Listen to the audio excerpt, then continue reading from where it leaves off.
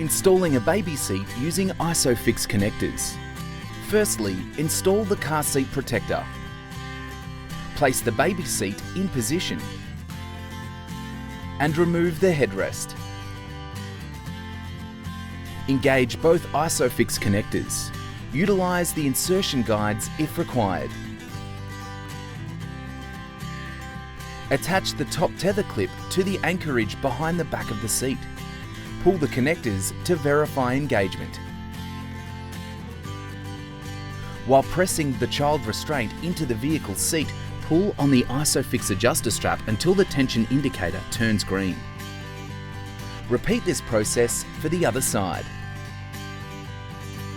Pull to remove slack and store the excess strap in the bag provided. Zum